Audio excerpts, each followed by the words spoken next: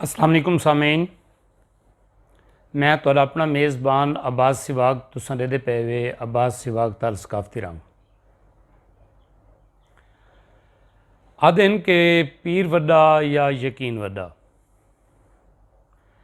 यकीन क्या है कि यकीन दी कुछ समझण वास्ते कि यकीन होंदा क्या है, मैं कुछ मिसालां देसां तो को अंदाज़ा थी वैसी कि यकीन केड़ी लेवल का होना चाहिए। जनाब अब्दुल मुतलिब सरदार अरब अपने डेरे दूते अपने आस्थान ते बैठा ही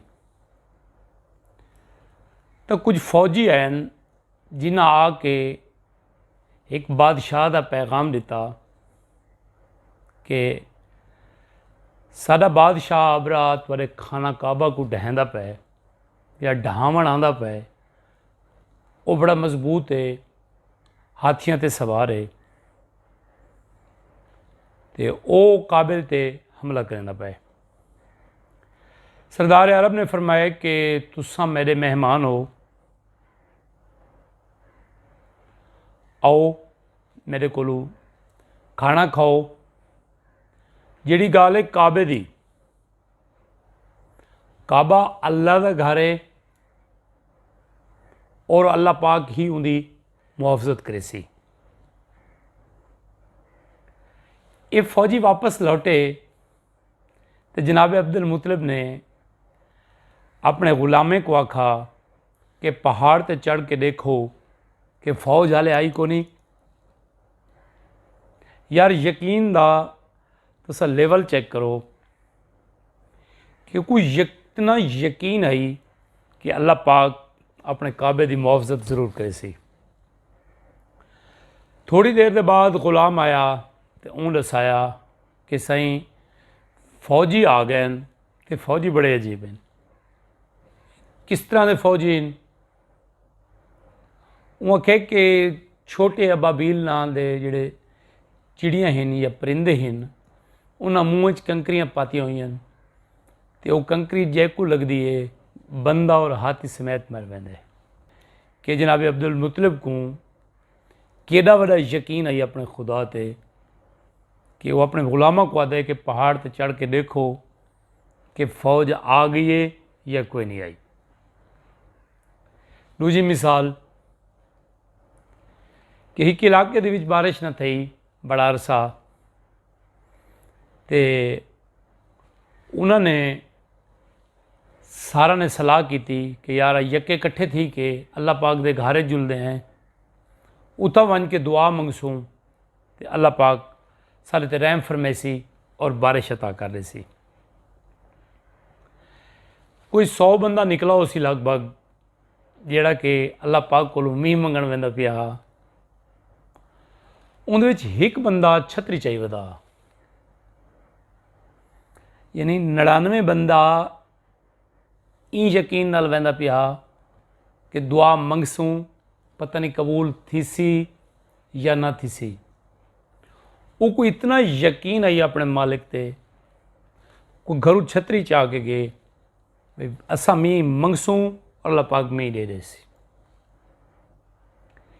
तुसा एक तड़प पैदा करो अपने अंदर, एक यकीन पैदा करो, कोई कम मुश्किल नहीं। यकीन नाल तुसा अल्लाह पाक कोलों जो मंगो, मैं आदा पिया कि वह जरूर मिलसी। एक बहुत पुरानी गाल है, बजुर्ग साकू दसे ने हैं, कोई भेड़ा चरावण वाला बंदा है तो कहें को सुना कि मौली साहब ने फरमाया कि बिस्मिल्लाह पढ़ के अगर बंदा दरिया च वड़ वने तो बुढ़दा नहीं। उन बंदे ने जेड़े गाल सुनी हो कि यार बड़ा ज़बरदस्त तरीका दसाया, दरिया की परली कमर तो बड़ा चरा है, बहुत अच्छी चरागाह है, तो मैं तो अपने माल को भी गिन वैसा और आप ही वैसा। यकीन करो कि वो बंदा रोज़ाना बिस्मिल्लाहिर्रहमानिर्रहीम पढ़ के यकीन नाल दरिया माल समेत वड़ वैंदा कि मैं वो ये बिस्मिल्लाह बचा गिनत सी और वो टप वेंदा हा, शाम को वापस वलंदा हा।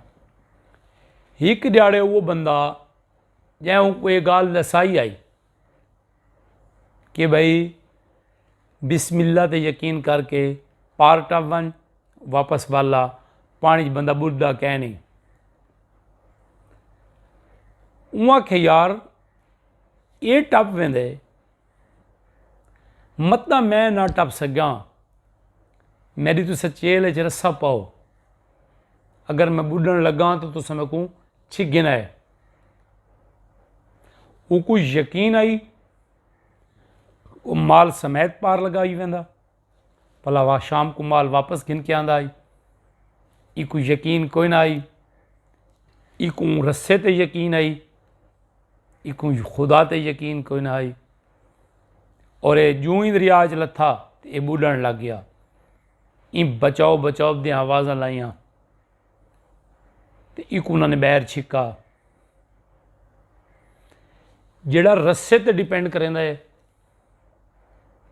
वो करी पार नहीं टपड़दा, जिहड़ा खुदा ते यकीन रखता है वो हमेशा हर मैदान अल्लाह पाक को सुरखरू करेंदा है और वो कामयाब व कामरान देंदा है।